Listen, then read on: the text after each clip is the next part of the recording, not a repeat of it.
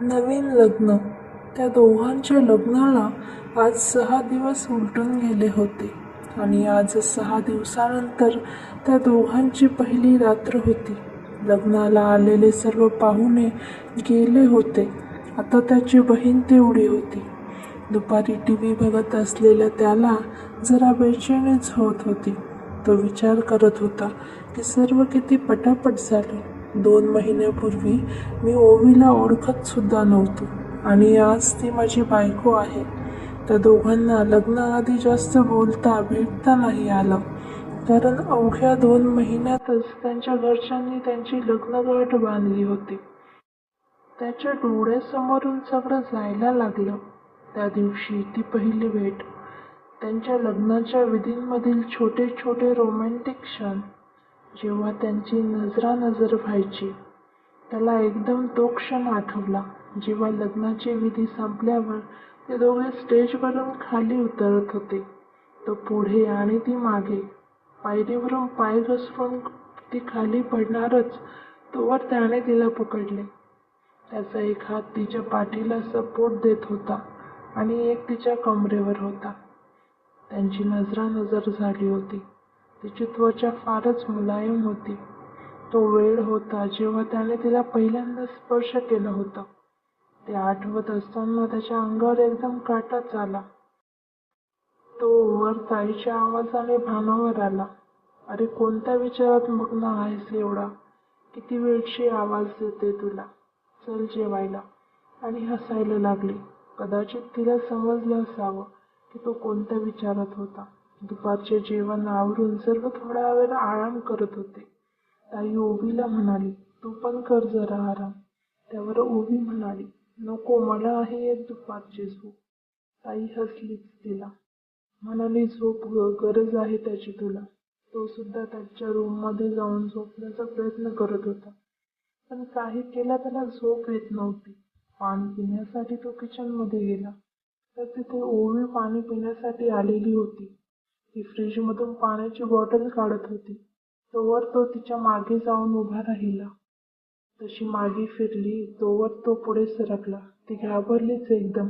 तिची भीती तिच्या चेहऱ्यावर दिसत होती. त्याने हळूच तिच्या हातातली बॉटल घेतली आणि हसत हसत तिथून निघून गेला. त्याला जाताना बघून तिच्या जीवात जीव आला. रात्रीचे जेवण आवरून ओवी आणि सासूबाई किचन आवरत होत्या. तो टीव्ही बघत बसला होता आणि ताई जेवण झाल्यापासून गायबच होत्या. थोड्याच वेळात त्यांची ताई ओवीला सोबत घेऊन गेली. ओवी बघून थक्कच झाली. ताईने पूर्ण रूम सजवली होती. ताई तिला म्हणाली, जा ही साडी घालून ये, मग मी तुला छान तयार करून देते. ताई ओवीला तयार करून रूममधून बाहेर येते आणि त्याला जायला सांगते. तो दरवाजा उघडतो. समोर ओवी सुंदर लाल साडीमध्ये बसलेली असते. तिला बघून तो एकदम घायाळच होतो. तो तिच्या जवळ जातो, तिला स्पर्श करतो. तोवर ती रडू लागते.